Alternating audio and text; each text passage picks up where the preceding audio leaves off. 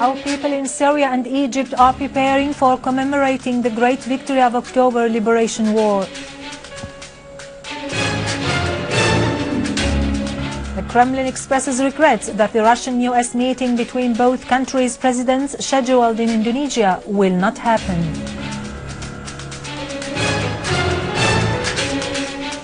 The Russian Foreign Ministry affirms that the jihadist groups fighting in Syria are linked to international terrorism.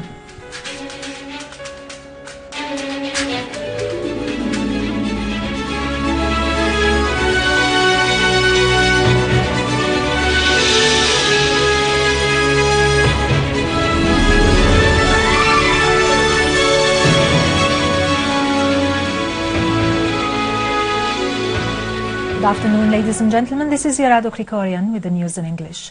Our people in Syria and Egypt are preparing for commemorating the 40th anniversary of the October Liberation War, which is considered a luminous landmark in the history of modern Syria. On October 6, 1973, the Syrian and Egyptian armies achieved a landslide victory against the Israeli army. The victory inaugurated the dawn of a new era and created a promising turning point in the life of the Arab nation. This sweeping victory had great consequences at the local and international levels. Inspired by the sublime values and great meanings of October victory, Syrian people and army are determined to press ahead with their battle to uproot terrorism and restore security and stability to Syria.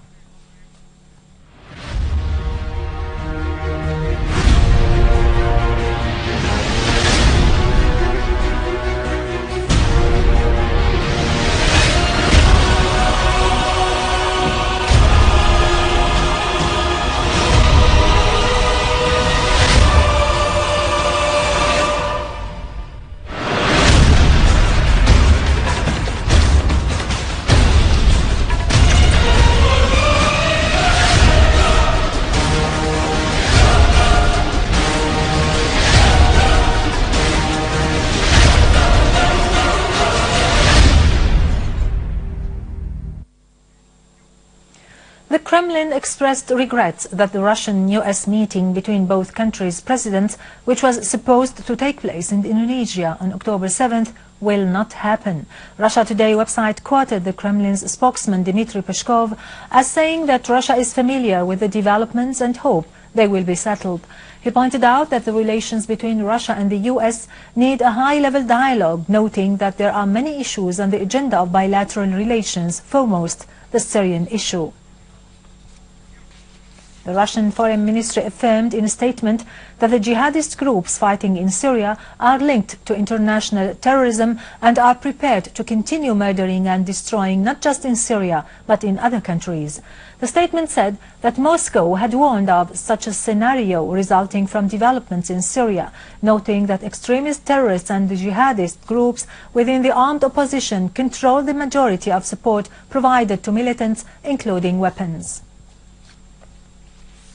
Iranian Foreign Minister Mohammad Javad Zarif stressed Iran's readiness to continue cooperation that is aimed to reach a political solution to the crisis in Syria. Zarif called during a recent meeting with the UN Secretary General Ban Ki-moon upon the UN to play an essential role in settling the regional crisis, security issues and international challenges. Zarif warned during the talks, which took place on the sidelines of the 68th UN General Assembly, against the dangers of the extremist groups in Syria possessing chemical weapons, calling for collective efforts for the removal of chemical weapons. For his part, Ban stressed that Iran can play a vital and important role in solving the crisis in Syria.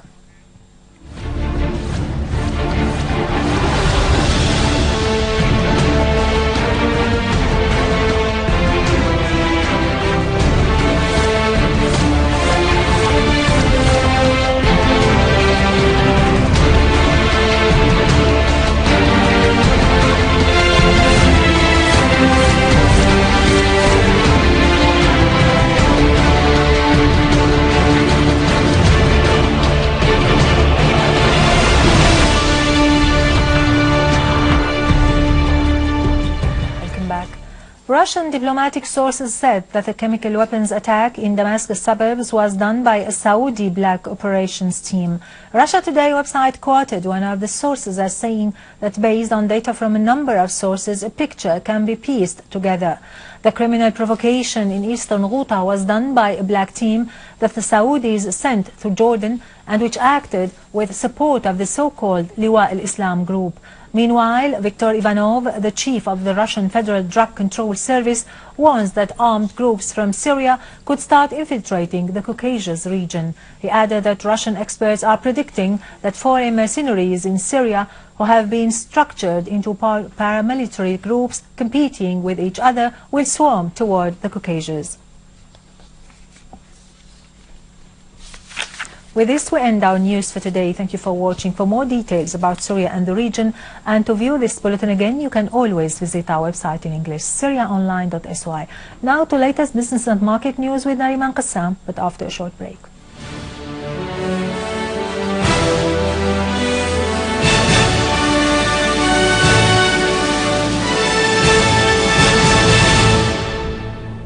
Ladies and gentlemen, good afternoon. The Ministry of Agriculture has prevented exporting sheep and goats before Al-Eid in order to prevent increasing the prices of meat in the local market, as the number of the exported sheep has reached about 200,000. The Ministry also asserted that the saved money of the imposed export fees was estimated at 200 million Syrian pounds, as it paid for the drought fund to compensate the livestock breeders. The Director General of the Fertilizers Company asserted that the company is still connected with the Agricultural Bank to discuss a mechanism for selling the fertilizers.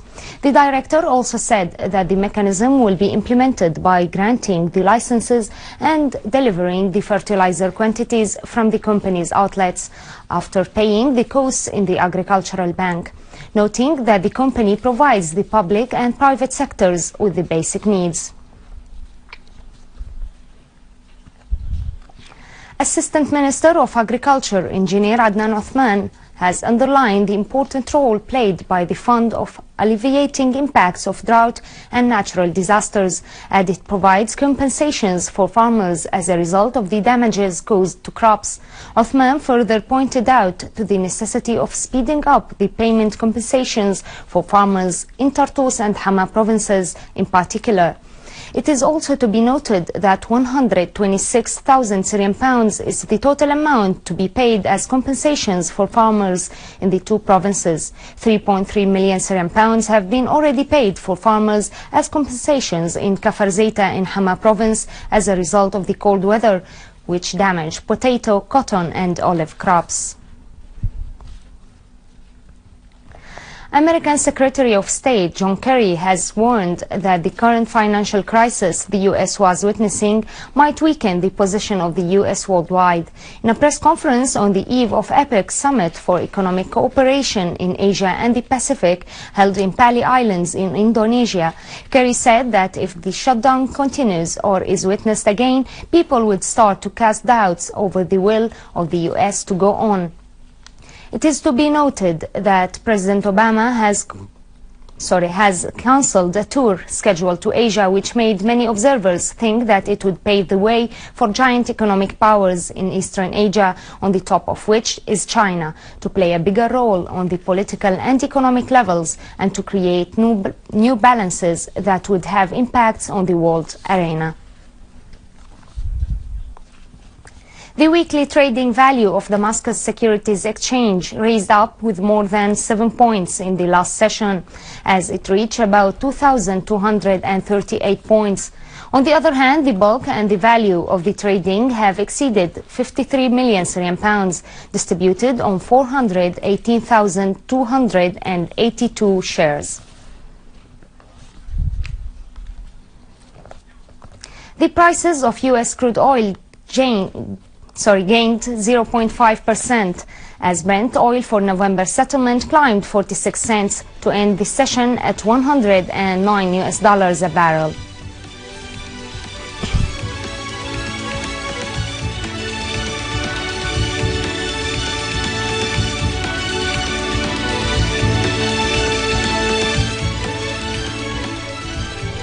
U.S. stocks rose with the Standard & Poor's 500 index trimming a weekly decline, as optimism grew that lawmakers would reach a deal to end the budget impasse and avoid a default on the federal debt. European stocks posted a second week of losses as a standoff between U.S. lawmakers led to the first government shutdown in 17 years for the world's biggest economy.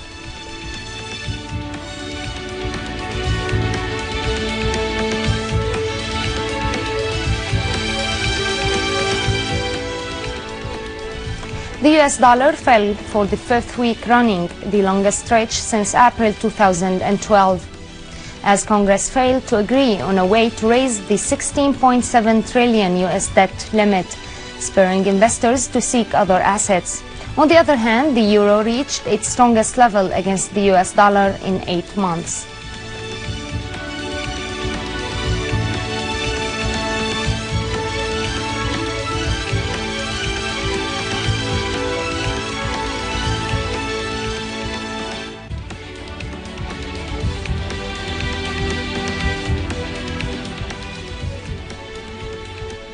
Ladies and gentlemen, this was our economic news for today. Thank you for watching. Goodbye.